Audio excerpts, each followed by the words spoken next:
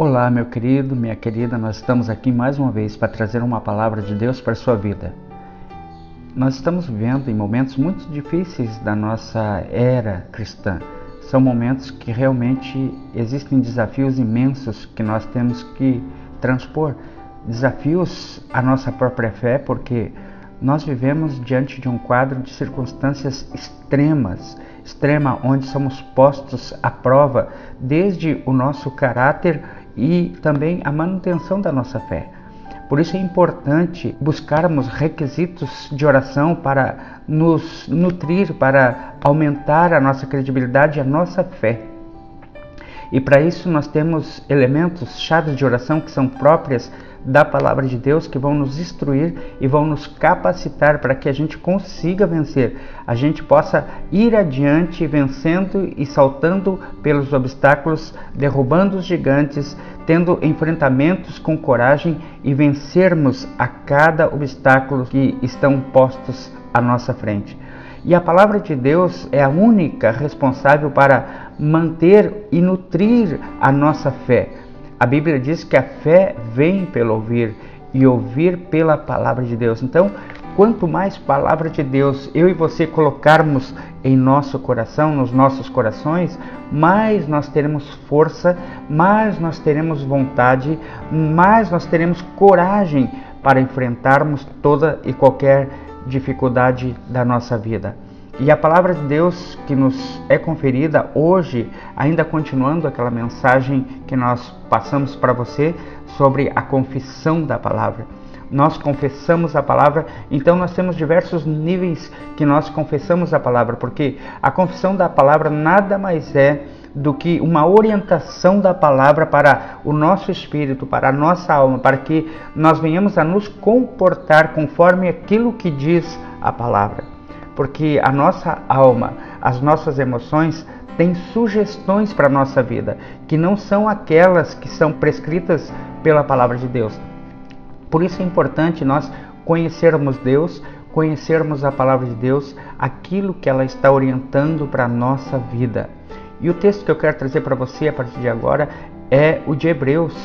Na verdade, são textos tremendos, importantes para a nossa vida, para fortificar-nos, para que eu e você venhamos crescer em fé.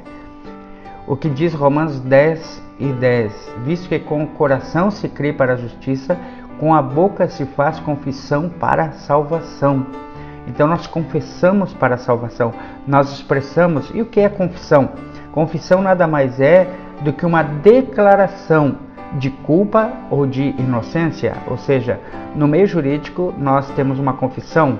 Nas delações premiadas que nós vimos nos últimos dias, o que acontece? As pessoas estão ali fazendo uma confissão, uma declaração de que são inocentes ou de que são culpados. Eles declaram alguma coisa, eles prestam um serviço mediante a sua fala. Através da fala, então, as pessoas declaram, as pessoas impõem aquela verdade para elas mesmas. Elas se autodeclaram naquela verdade que elas proferem. É isso mesmo que a palavra está dizendo para nós em Hebreus capítulo 4, verso 12. Porque a palavra de Deus é viva e eficaz e mais penetrante do que espada de 2 gumes e penetra até a divisão da alma e do espírito e das juntas e medulas e é apta para discernir os pensamentos e as intenções do coração. O que nós temos visto nesta palavra é que ela própria, ela tem a capacidade de entrar no mundo interior nosso, no mundo espiritual nosso, onde habita o nosso corpo, a nossa alma e o nosso espírito. E ela indo lá, ela interfere nas intenções do coração, nas intenções do espírito. Ou seja, ali ela entra numa forma de fazer uma cirurgia, fazer uma incisão precisa naquele lugar, para que então ela possa fazer uma reorganização dos pensamentos, das intenções do coração e para planejar o nosso futuro. Então a palavra de Deus, ela tem a intenção de, quando nós proferimos, quando nós confessamos a palavra, ela reordena, ela planeja, ela constrói o nosso futuro. O futuro da nossa vida, do nosso corpo, o futuro de modo geral, até mesmo no mundo secular. Então ela diz que a palavra ela tem essa forte intenção, ela é como uma espada viva de 2 gumes que penetra até a divisão da alma, do espírito, das juntas e medulas. Ela vai lá e ela modifica talvez aquilo que nenhum médico consiga fazer, nenhum especialista, nenhum psicólogo, nenhum psicanalista consiga fazer ou resolver. A Bíblia diz nesse texto de capítulo 4, verso 12 de Hebreus, que a palavra tem esse poder de interferir lá no mais profundo, na divisão da alma e do espírito, das juntas e medulas. Ela vai lá, ela é apta para discernir os pensamentos e as intenções do coração. Então, o que eu estou dizendo para você é que quando eu e você confessamos a palavra, quando nós verbalizamos, nós colocamos ela em funcionamento na nossa vida. Nós permitimos que ela funcione dentro de nós. E o versículo 15 de Hebreus 4 ainda diz: visto que temos um grande sacerdote, Jesus Cristo, Jesus Filho de Deus, que penetrou nos céus, retenhamos firmemente a nossa confissão. Claro que isso quer dizer também a confissão da salvação. Eu e você permanecermos salvos mediante a nossa confissão, aquilo que nós já fizemos em Cristo Jesus quando recebemos uma nova natureza, quando aceitamos a Jesus como Senhor da nossa vida.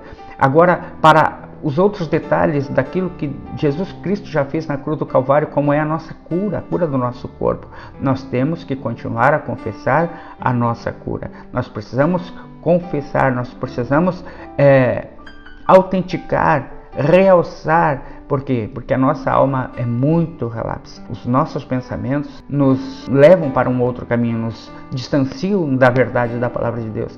E quando nós começamos a confessar a palavra, nós relembramos o nosso espírito e a nossa alma da verdade que está inserida na palavra de Deus, e aí nós começamos a caminhar nessa verdade. Isso que a palavra de Deus diz.